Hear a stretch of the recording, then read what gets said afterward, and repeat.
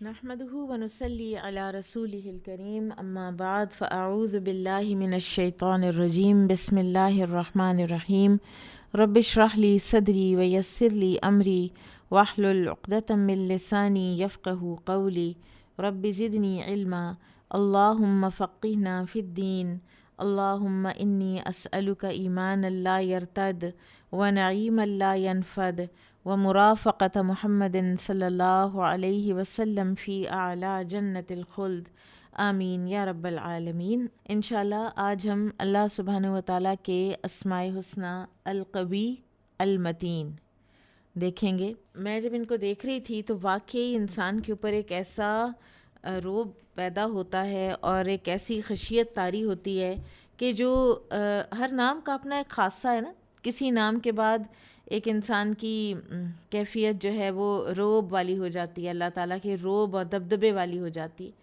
پھر اسی طرح سے کچھ نام ہیں کہ جن کے بعد اللہ تعالیٰ کے لطف و کرم کا احساس ہوتا ہے، تو انسان ایک محبت اور ایک ایسی خوشی کسی کیفیت بھی اپنے اندر پاتا ہے۔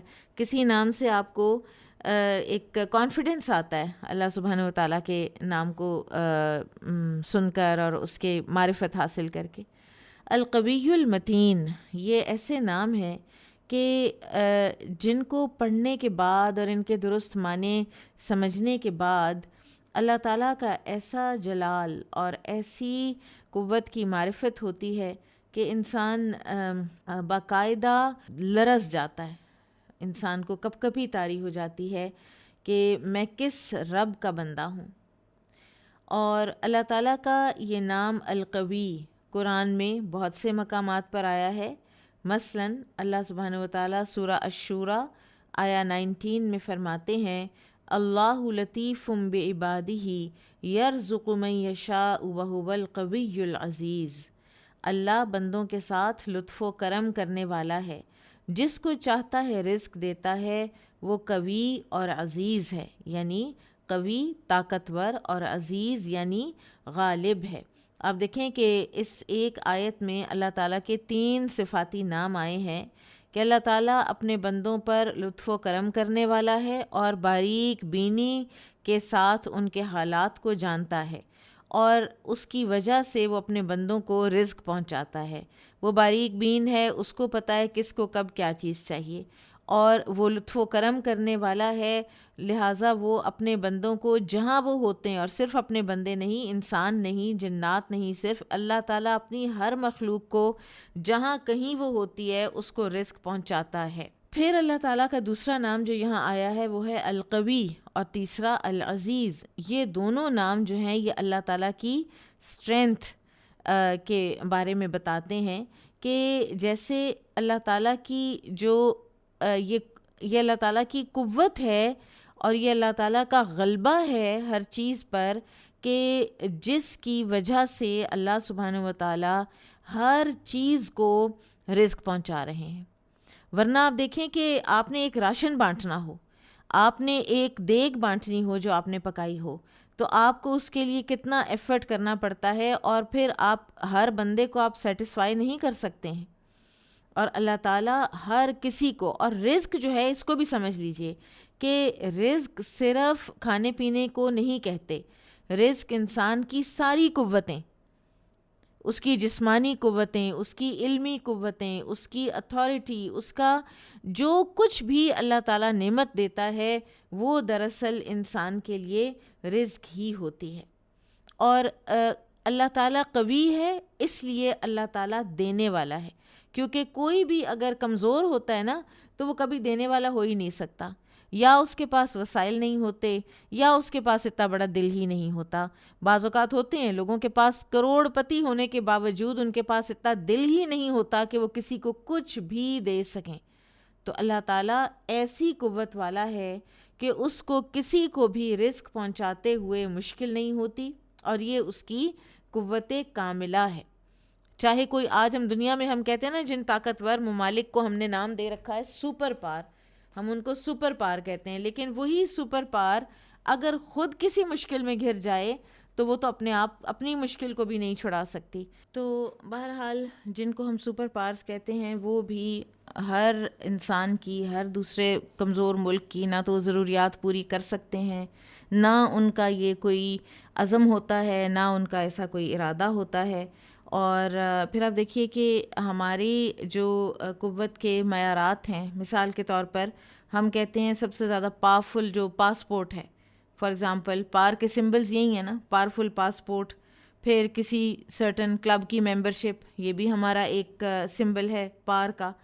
اسی طرح سے کوئی کسی اتھارٹیٹیو انسان سے یا کوئی اقتدار والے انسان کے ساتھ ہمارا کوئی ریلیشن شپ ہو، یا ہماری اس کے ساتھ دوستی ہو، یا ہمارا اس کے ساتھ کوئی خون کا رشتہ ہو، تو یہ ہمارے لیے پار کے سمبلز ہوتے ہیں. لیکن کیا ایسے پاورفل لوگ کہ جن کو اللہ تعالیٰ نے جزوی طور پر کچھ نہ کچھ طاقت اس دنیا میں دے رکھی ہوتی ہے، کیا یہ ہر کسی کو اسی طرح سے فائدہ پہنچا سکتے ہیں جس طرح سے کہ اللہ تعالیٰ پہنچاتے ہیں؟ اللہ تعالیٰ کی جب صفات ہم پڑھتے ہیں نا، تو بعض اوقات انسان کو یہ ایک ہوتا ہے کہ میں کیوں انسان کو یعنی اللہ کے ساتھ کمپیئر کر رہی ہوں نا.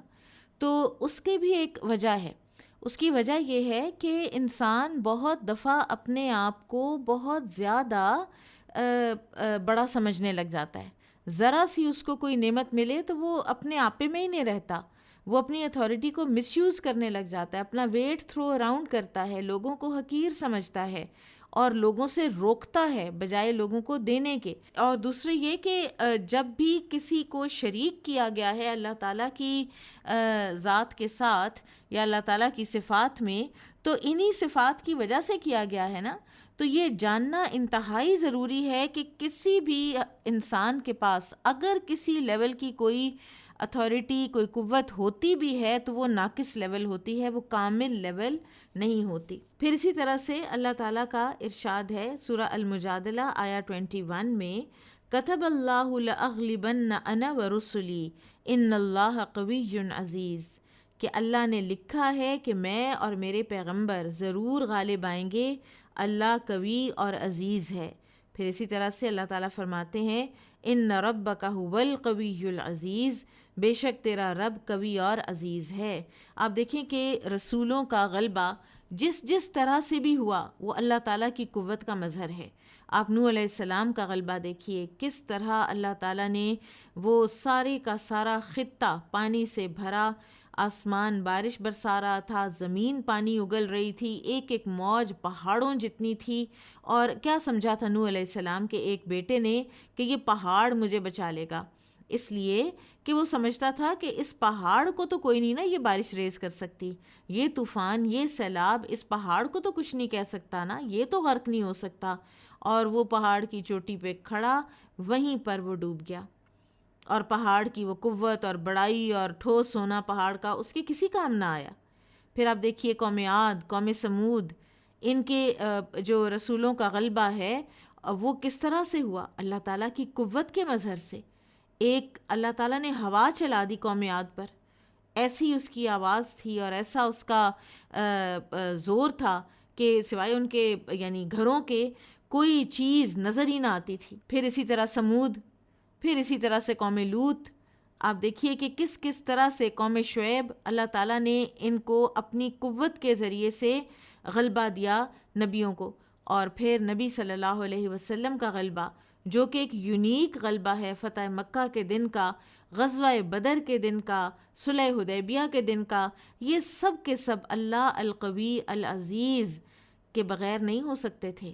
یہ اللہ ہی ہے کہ جو ایک ہوتی ہوئی چیز کو، ایک اپیرنٹلی خلاف جاتی ہوئی چیز کو ڈائریکٹ کر دیتا ہے ایک دوسرے انسان کے، ایک کمزور انسان کے حق میں. یہ اللہ ہی کی قوتیں ہیں. پھر اللہ سبحانہ و تعالیٰ کا نام المتین. المتین جو ہے نا یہ بھی قوی ہی کا مترادف ہے، لیکن اس میں شدت زیادہ ہے. جس کی قوت کبھی منقطع نہیں ہوتی، جس کی قوت میں کبھی کوئی کمی نہیں آتی. اب پھر اگر آپ انسانوں کی قوتوں کے ساتھ اس کو کریں گے کمپیئر، تو آپ دیکھیں گے کہ انسان کی جسمانی قوتیں بھی ختم ہو جاتی ہیں. ایک ہی دن میں آپ صبح کے وقت ایک اور طرح کی زیسٹ اور نشاط اپنے اندر فیل کر رہے ہوتے ہیں، شام تک آپ ایگزاسٹ ہو چکے ہوتے ہیں، آپ تھک چکے ہوتے ہیں. پھر اگر آپ سوئیں نہیں تو آپ اگلے دن کے لیے تیار ہی نہیں ہو سکتے، آپ اگلے دن کچھ کر ہی نہیں سکتے. پھر اسی طرح سے انسان جیسے جیسے عمر میں بڑھتا چلا جاتا ہے، اس کی پروڈکٹیوٹی اور اس کی قوتیں جواب دیتی جاتی ہیں.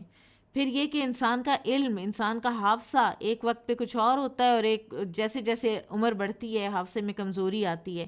اقتدار ایک وقت پہ ہوتا ہے، اور ایسی کرسی ہوتی ہے اور ایسا اتھارٹی ہوتی ہے انسان کے پاس کہ وہ سوچتا ہے کہ یہ تو کبھی مجھ سے ختم ہی نہیں ہوگی. اور اللہ تعالیٰ جب اس کو ختم کرنے پہ آتے ہیں تو کیسے فرعون کو اللہ تعالیٰ نے ختم کیا، کیسے نمرود کو اللہ تعالیٰ نے ختم کیا.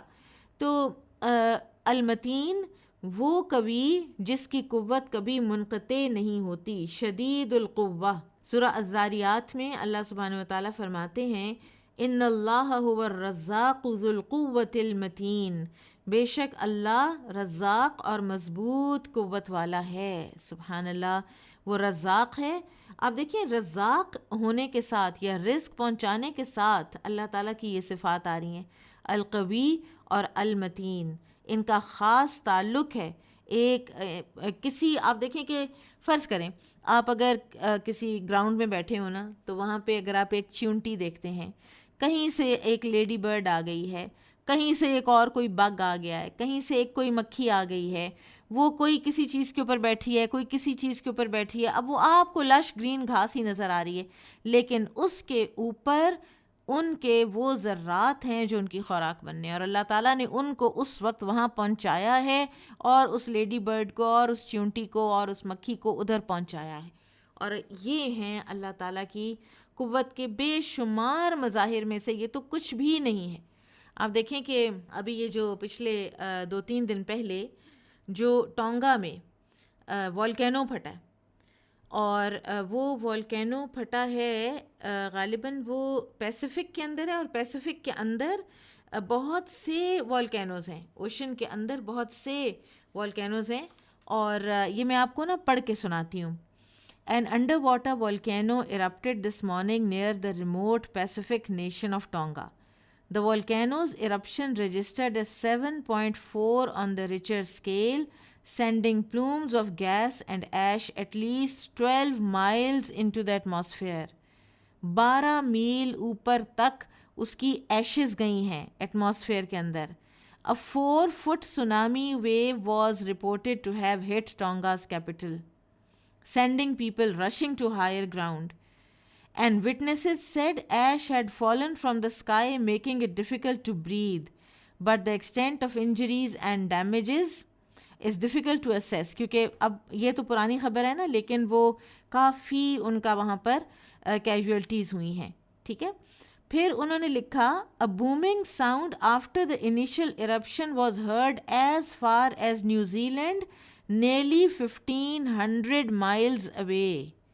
nearly 1500 miles away اس کی آواز سنائی دی گئی ہے. یہ ایک والکینو ہے جو پیسیفک کے اندر اوشن کے اندر ایرپٹ ہوا ہے، اور اس طرح کے کئی والکینوز جو ہیں وہ پیسیفک کے اندر ہیں. جب چاہے اللہ جو چاہے جس چیز پر اپنی قوت کا اظہار ہمیں دکھا دے، جس چیز کے تھرو. تو اصل میں تو بات یہ ہے کہ ہمیں پہچان لینا چاہیے اپنے رب کو.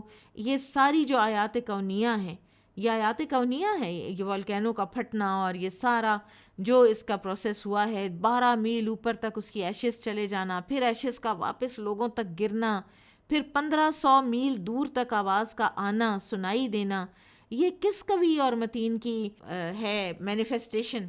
یہ اس اللہ کی ہے، یہ خود بخود نہیں ہوتا. تو متین ہے، شدید قوت والا، جس کو کوئی چیز عاجز نہ کر سکے اور نہ ہی اس پر کوئی غالب آئے، اس کا فیصلہ رد نہ کیا جا سکے، اس کا حکم نافذ ہو کر رہے، اور مخلوق میں اس کی قضاء و قدر جاری ہو.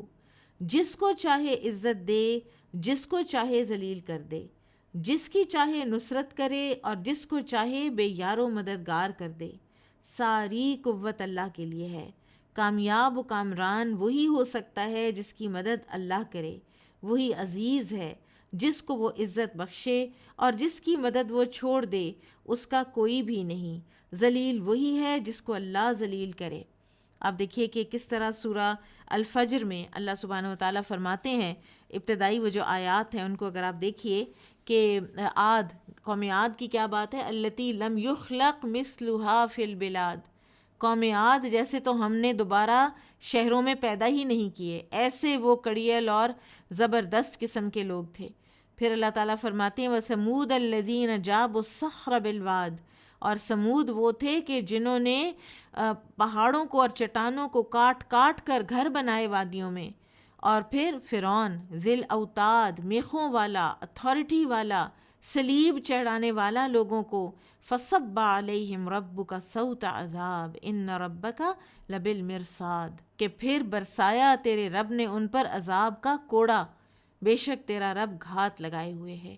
یہ ہے اللہ کی قوت، پتہ ہی نہ چلنے دے۔ فرعون جیسا اتنا اقتدار تھا کہ اس کو غلط فہمی ہو گئی کہ میں ہی رب ہوں، اتنا وہ بڑا بادشاہ تھا، اتنی اس کی اتھارٹی تھی، اتنی اس کی چلتی تھی کہ اس کو یہ غلط فہمی ہوئی کہ ظاہر ہے کہ رب بھی میں ہوں، پھر انا ربکم الاعلیٰ، پھر کیا حشر کیا اللہ تعالیٰ نے اس کا۔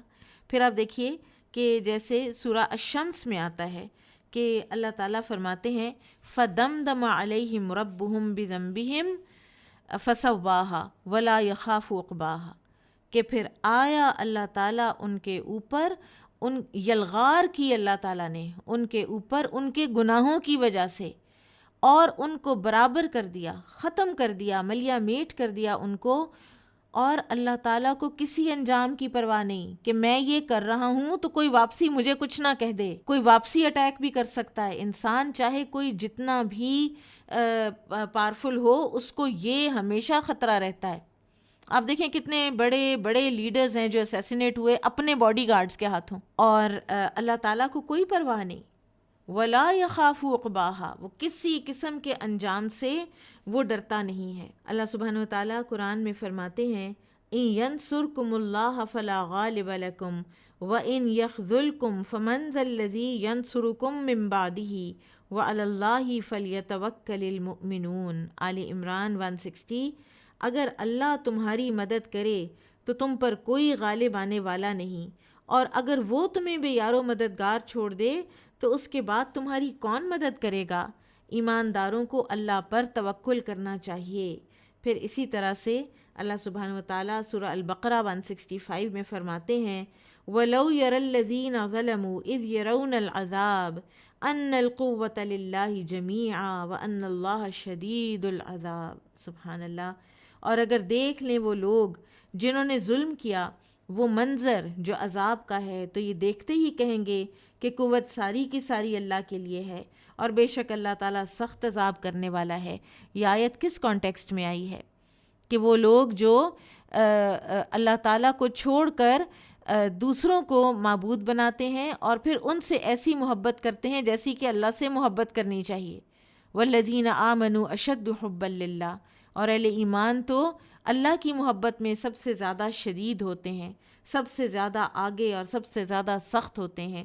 تو یہ لوگ جو اللہ کو چھوڑ کر دوسروں کو معبود بنائے ہوئے تھے، قیامت کے دن جب وہ عذاب دیکھیں گے تو پھر کہیں گے ان القوۃ للہ جمیعا، ہمارے معبودوں کے پاس تو کوئی قوت ہے ہی نہیں، ہمارے معبود تو خود یا ڈر رہے ہیں یا ہمارے معبود جو ہیں وہ خود آگ میں پھینکے جا رہے ہیں۔ یعنی جنہوں نے لوگوں کو نہیں کہا کہ ہماری پوجا کرنا، ہمارے بعد ہماری قبروں پر بیٹھ جانا یا ہمیں ہی معبود بنا لینا، تو وہ تو خود اللہ سے ڈر رہے ہوں گے۔ اور اسی طرح سے سورج، چاند، ستاروں کو جنہوں نے معبود بنایا، تو ان کو تو اللہ تعالیٰ ان کے ساتھ ہی ان لوگوں کو ذلیل کرنے کے لیے ان انینیمیٹ آبجیکٹس کو بھی اللہ تعالیٰ جہنم میں ڈال دیں گے۔ تو وہ کہیں گے ان القوۃ للہ جمیعا۔ آج ہمیں بڑی اچھی طرح سمجھ آ گئی کہ قوت تو ساری کی ساری اللہ کے پاس تھی۔ اب یہ ایک ایسی حقیقت ہے کہ جسے مشرک لوگ قیامت کے دن پائیں گے۔ ایک مومن جو ہے نا، وہ اس حقیقت کو آج ہی پا لیتا ہے،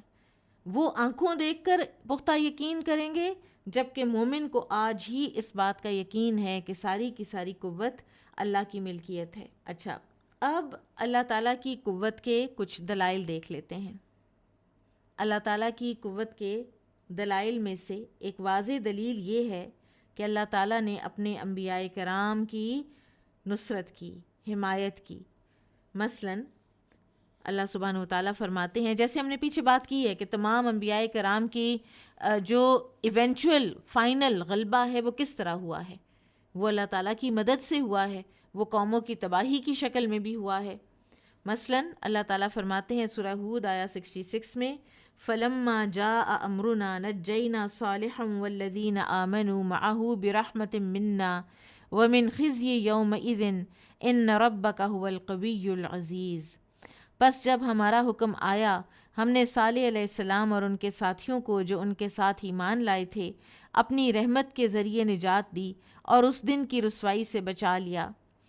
بے شک تیرا رب قوی اور غالب ہے۔ اور پھر اسی طرح سے سورہ حج میں اللہ تعالیٰ آیت نمبر 40 میں فرماتے ہیں، وَلَيَنْصُرَنَّ اللَّهُ مَن يَنْصُرُهُ إِنَّ اللَّهَ لَقَوِيٌّ عَزِيزٌ۔ یہ بڑی زبردست بات ہے، اور البتہ ضرور اللہ تعالیٰ اس کی مدد کرے گا جو اس کی مدد کرے گا۔ بے شک اللہ تعالیٰ قوی اور غالب ہے۔ اللہ تعالیٰ قوی ہے تو اللہ تعالیٰ کو تو مدد کی ضرورت ہی نہیں ہے، یہ تو ہمارے لیے آنر ہے۔ اور اللہ تعالیٰ کی مدد کیا ہے؟ اللہ تعالیٰ کے دین کی مدد، اللہ تعالیٰ کے دین کی خدمت، اور یہ خدمت اور مدد بھی ہمارے ہی لیے آنر ہے، کیونکہ اللہ تعالیٰ نے تو بہرحال اپنے کام کو پورا کر کے رہنا ہے۔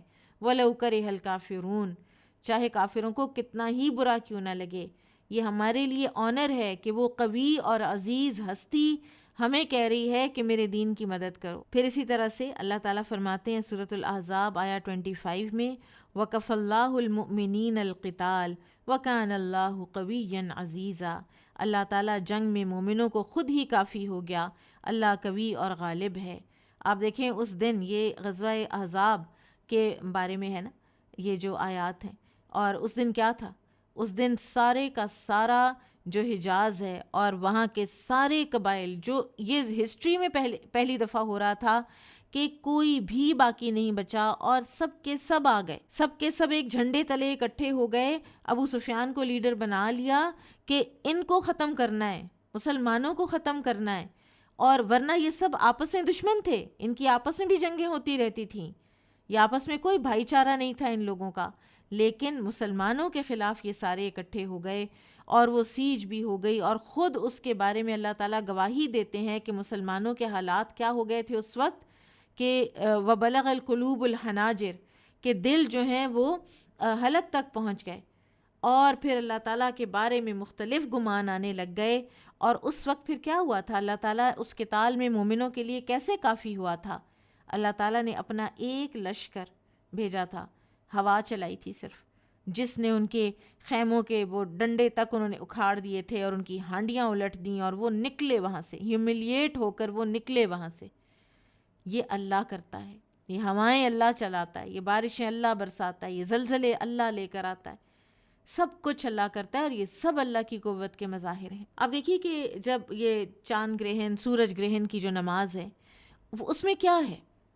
اس میں ساری کی ساری اللہ تعالیٰ کے آگے عاجزی ہے، ٹوٹل اللہ تعالیٰ کے آگے جھک جانے کی بات اور زاری ہے، اور لگاتار لمبی اللہ تعالیٰ کی عبادت ہے جس وقت تک کہ وہ سورج گرہن ختم نہیں ہو جاتا، کیونکہ سورج گرہن بھی اللہ تعالیٰ کی قوت کا مظہر ہے۔ یہ اللہ ہے جو اتنی بڑی بڑی ہیونلی باڈیز کو ایک لائن میں لے آتا ہے، اور ایک جو ہے وہ دوسرے کی وجہ سے نظر نہیں آ رہا ہوتا۔ ہم صرف فزکس کے لاز ایکسپلین کرنے کے بعد اللہ تعالیٰ کی قوت کو تو ڈینائی نہیں کر سکتے نا۔ وہ چیز ہو رہی ہے، کیسے ہو رہی ہے ہمیں پتہ چلا، کون کر رہا ہے، اس کو تو نہیں نا ہم ڈینائی کر سکتے۔ پھر اسی طرح دوسری اللہ تعالیٰ کی قوت کی ایک اور دلیل کہ وہ ظالم کو ہلاک کرتا ہے اور مجرموں سے انتقام لیتا ہے اور ان پر سزائیں اتارتا ہے اور ان پر عذاب مسلط کرتا ہے۔ مثلاً سورۃ الانفال آیا 52 اللہ تعالیٰ فرماتے ہیں، كَدَأْبِ آلِ فِرْعَوْنَ وَالَّذِينَ مِن قَبْلِهِمْ كَفَرُوا بِآيَاتِ اللَّهِ فَأَخَذَهُمُ اللَّهُ بِذُنُوبِهِمْ إِنَّ اللَّهَ قَوِيٌّ شَدِيدُ الْعِقَابِ۔ آل فرعون اور ان سے پہلے لوگوں کی عادت کی مانند جنہوں نے کفر کیا اللہ کی آیات کے ساتھ، تو ان کو اللہ نے ان کی گناہوں کی پاداش میں گرفت میں لے لیا۔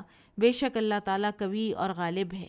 اسی طرح سے اللہ تعالیٰ کا فرمان سورہ الغافر آیا 21-22، اولم یسیروا فی الارض فینظروا کیف کان عاقبۃ الذین کانوا من قبلہم کانوا ہم اشد منہم قوۃ وآثارا فی الارض فاخذہم اللہ بذنوبہم وما کان لہم من اللہ من واق ذلک بأنہم کانت تأتیہم رسلہم بالبینات فکفروا فاخذہم اللہ انہ قوی شدید العقاب۔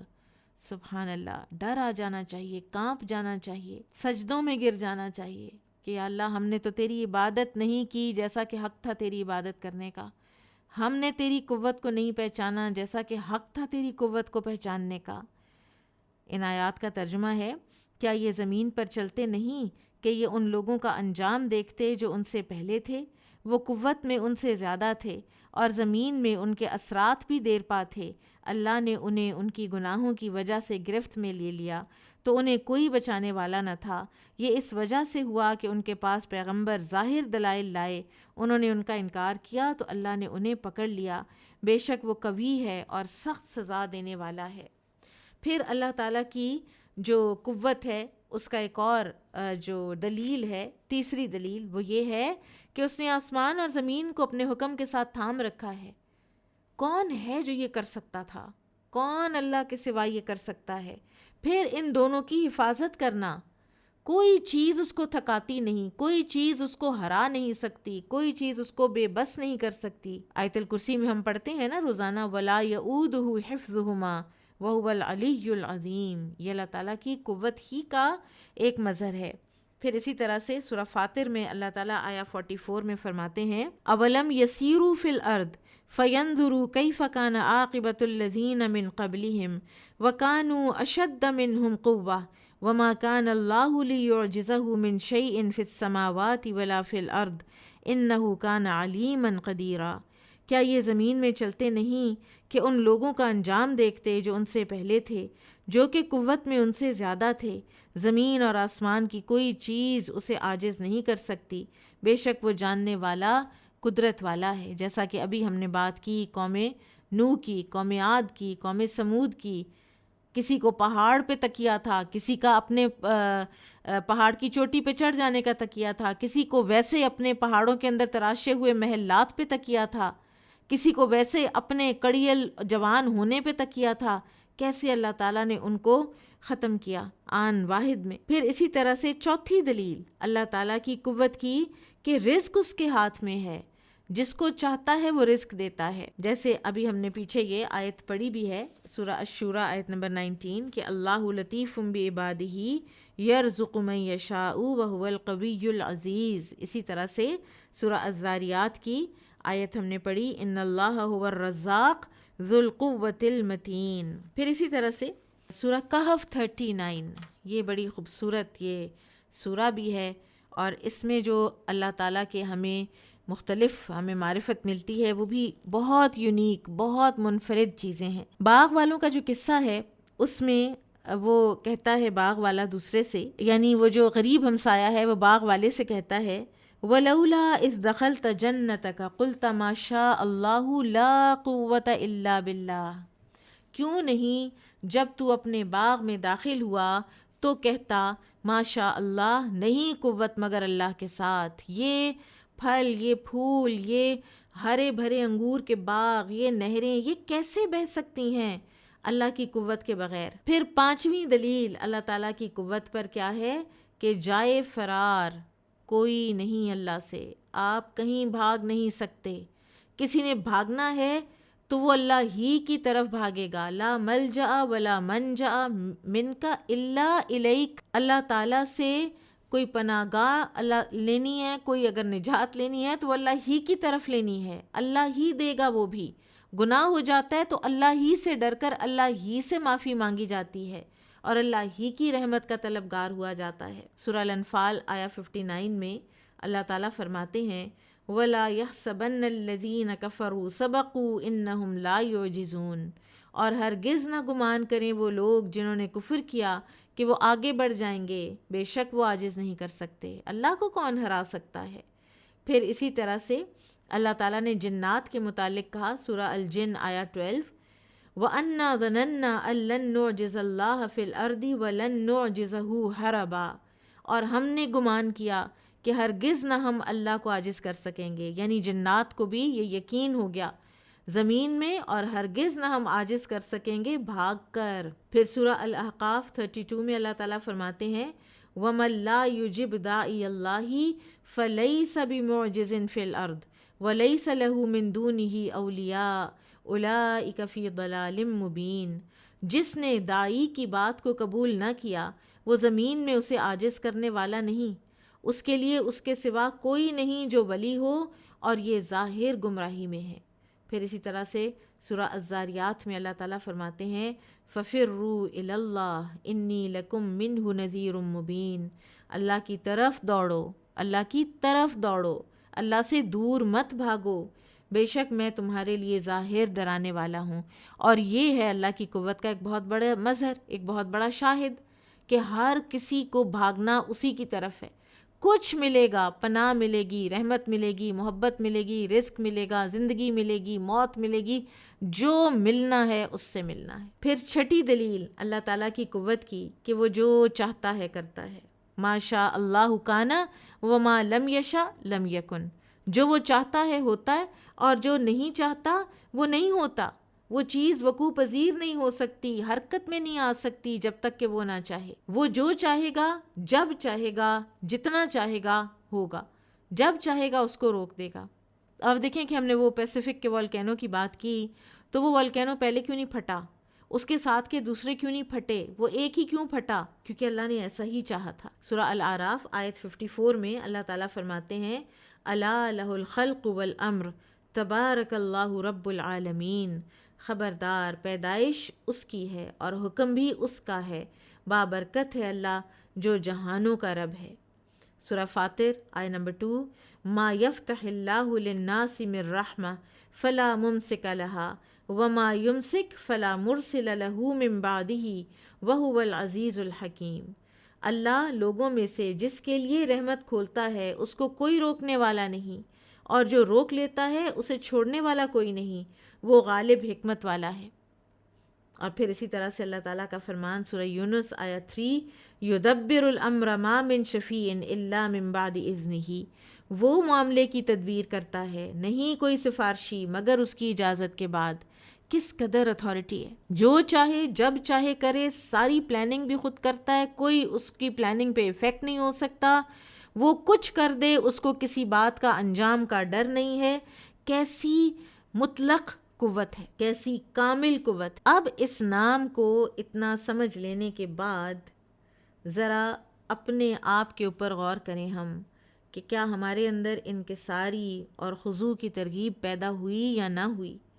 کیا ہم اور یہ جو جزوی قوت والی ہستیاں ہیں ان کو چھوڑ کر صرف اور صرف اللہ کے ساتھ منسلک ہوئے یا نہ ہوئے؟ آپ دیکھیں کہ لا حول ولا قوت الا باللہ، نہیں کوئی توفیق اور نہ ہی کوئی قوت سوائے اللہ تعالیٰ کے۔ یہ اللہ ہی کرتا ہے، جو کرتا ہے۔ توفیق بھی نیکی کی دینی ہے تو اس نے دینی ہے، حالات تبدیل کرنے ہیں تو اس نے تبدیل کرنے ہیں۔ تو اسی لیے یہ کلمہ اتنی شان والا ہے، اتنی قدر والا ہے، اتنا مؤثر ہے۔ ابو موسیٰ الاشعری رضی اللہ عنہ سے رسول اکرم صلی اللہ علیہ وسلم نے فرمایا تھا کہ اے عبداللہ بن قیس، لا حول ولا قوت الا باللہ کہا کرو، یہ جنت کا خزانہ ہے۔ اسی طرح مسند احمد میں ابو ذر غفاری رضی اللہ عنہ سے مروی ہے، وہ کہتے ہیں مجھے میرے خلیل نے 7 باتوں کا حکم دیا، اور ان میں سے یہ بھی ہے کہ لا حول ولا قوت الا باللہ کثرت سے کہا کرو کہ یہ عرش کے نیچے کے خزانوں میں سے ہے۔ یہ جو کلمہ ہے نا لا حول ولا قوت الا باللہ، یہ بیسیکلی اسلام کی سربلندی کا کلمہ ہے۔ یہ کلمہ بتاتا ہے کہ بندہ اپنے معاملے میں بالکل بھی خود مختار نہیں، اور نہ ہی انسان خود کسی قسم کا کوئی شر اپنے آپ سے دور بھی کر سکتا ہے۔ نہ انسان مرض سے صحت پا سکتا ہے، نہ کمزوری سے قوت پا سکتا ہے، نہ ہی کمی میں اضافہ کر سکتا ہے، مگر اس کی اجازت کے ساتھ۔ اس کلمے میں التجا ہے، اس کلمے میں خود سپردگی ہے، اور جو اس کلمے کو پہچان گیا، سمجھ گیا لا حول ولا قوت الا باللہ کو، تو وہ ہدایت یافتہ ہے، اور وہ شر سے بچایا گیا ہے، اور وہ کفایت کیا گیا ہے، اور یہ سب لوگوں سے زیادہ قوی دل ہو جاتا ہے، اور اچھے حال والا ہو جاتا ہے، اور اچھے انجام والا ہو جاتا ہے۔ یہ ایک ایسا قول ہے جس کے لیے یہ بات خوشکن ہو کہ وہ لوگوں سے قوی ترین بن جائے، تو وہ اللہ پر توکل کرے، اور اس میں اللہ پر بھرپور توکل ہے۔ اور جسے یہ بات اچھی لگے کہ وہ سب سے بڑھ کر غنی ہو جائے، تو جو اس کے اپنے ہاتھ میں ہے اسے اس سے زیادہ اس پر اعتماد ہو جو اللہ کے ہاتھ میں ہے۔ اور اللہ کے ہاتھ میں کیا ہے؟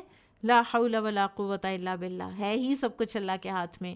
ہمارے ہاتھ میں جو کچھ ہے وہ سراب ہے، ہمارے ہاتھ میں غلط فہمیاں ہیں، اللہ کے ہاتھ میں حقیقتیں ہیں۔ اب دیکھیں کہ اللہ تعالیٰ نے یہ کتنی بڑی بڑی جو یہ بنائی ہیں مخلوقات، عرش اس نے بنایا ہے، کرسی اس نے بنائی ہے۔ میں نے پیچھے بھی بات کی تھی نا پازیٹیو ایموشن آف آ کی، کہ آ میں آنے کو کہتے ہیں کہ یہ آپ کی اپنی سائیکی کے لیے بڑا اچھا ہے کہ آپ کسی کے آ میں آئیں۔ تو آپ دیکھیں کہ جس ہستی نے عرش اور کرسی بنائے اس کے آ میں آنا ہے، یا عرش اور کرسی کے آ میں آ جانا ہے، کیونکہ وہ تو یہ کہتے ہیں نا کہ آپ ایولیوشن کے آ میں آ جائیں، آپ اوشنز کے آ میں آ جائیں، آپ ماؤنٹینز کے آ میں آ جائیں۔ تو کتنی انسان نے نا ایک تیر بے ہدف لگایا، پھر کیا فائدہ ہوا ان چیزوں کے آ کا کہ جو آپ کے لیے کچھ کر نہیں سکتی اور جو خود فنا ہونے والی مخلوقات ہیں۔ تو اللہ تعالیٰ، اور پھر آپ دیکھیں فرشتے، جو فرشتے بنائے ہیں اللہ تعالیٰ نے، جبرائیل علیہ السلام کے 600 پر ہیں، اور یہ ان کی قوت کا ہے نا۔ انہوں نے کہا تھا نا یہ الٹائی گئی بستیاں جو ہیں ان کو میں نے اپنے بازوؤں پر میں اٹھا کے اوپر تک لے گیا، پھر میں نے الٹا کیا اور میں نے زمین پہ پٹھا، جبرائیل علیہ السلام نے۔ یہ ان کی قوت ہے۔ پھر آپ دیکھیے کتنے حیوانات ہیں جو کتنے قوی ہوتے ہیں۔ یہ جو ایمیزون کے جنگل ہیں ان کے اندر یہ ایناکونڈا جو سانپ ہوتا ہے، وہ سانس اندر کو کھینچتا ہے، تو یہ بڑے بڑے جانور جو ہیں نا، یہ جیسے نیل گائے اور زیبرا، جراف، وہ اس کے منہ میں چلے جاتے ہیں، وہ ان کو کھینچ لیتا ہے اپنی اس کے پل سے، اور پھر وہ اتنا ہیوج ہے کہ وہ اس کے اندر ہی ہضم ہو جاتی ہے ہر چیز۔ تو ہمیں اللہ سبحانہ و تعالیٰ القوی کا بندہ بننا ہے، کسی غیر اللہ سے ہمیں ڈرنا نہیں ہے، اور اللہ تعالیٰ کی عبادت کاملہ کے لیے ہمیں تیار ہو جانا ہے۔ نہ ہمیں معاشرے سے ڈرنا ہے، نہ ہمیں رسم و رواج سے ڈرنا ہے، نہ ہمیں لوگوں سے ڈرنا ہے۔ اللہ تعالیٰ کی قوت کا آپ دیکھیں کیا اللہ تعالیٰ نے اپنی قوت کی شان بتائی ہے۔ وَلَقَدْ خَلَقْنَا السَّمَاوَاتِ وَالْأَرْضَ وَمَا بَيْنَهُمَا وَمَا مَسَّنَا مِن لُغُوبٍ، ہم نے پیدا کیا آسمانوں کو اور زمین کو فی ستۃ ایام، 6 دنوں میں، وما مسنا من لغوب، اور ہمیں کوئی تھکن لاحق نہیں ہوئی۔ آپ صبح سے لے کے ایک سے دوسری سے تیسری کلاس لے کر دیکھیں، تھکن لاحق نہ ہوئی تو پھر آپ بتائیے گا۔ آپ کچھ لکھنا شروع کریں، تھوڑا سا لکھتے ہیں تھک جاتے ہیں، ہاتھ درد کرنے لگ جاتے ہیں، سبحان اللہ۔ اور یہ اس کی ریفیوٹیشن بھی ہے نا جو بائبل میں ہے کہ and he rested on the 7th day, اللہ سبحانہ و تعالیٰ کو ریسٹ کی کوئی ضرورت ہی نہیں ہے۔ پھر بہت سی قرآن کی جو آیات ہیں، سورۃ الحاقہ کی ابتدائی آیات، سورۃ الفجر جس کی ہم نے پڑھی بھی، سورہ النجم کی آخری آیات، سب کی سب ان اقوام کی تباہی دکھاتی ہیں کہ دیکھو تو صحیح، اور تم سے زیادہ قوی وہ لوگ تھے۔ تو لہٰذا کسی بھی انسان کی قوت دیکھ کر نہ او میں آنا ہے، نہ ڈرنا ہے۔ ایک مومن اللہ کے سوا نہ کسی کے دھوکے میں آتا ہے، کسی کی قوت کے دھوکے میں تو بالکل ہی نہیں آتا۔ بارک اللہ فیکم، سبحانک اللہم و بحمدک، اشہد ان لا الہ الا انت، استغفرک و اتوب الیک۔ السلام علیکم و رحمۃ اللہ وبرکاتہ۔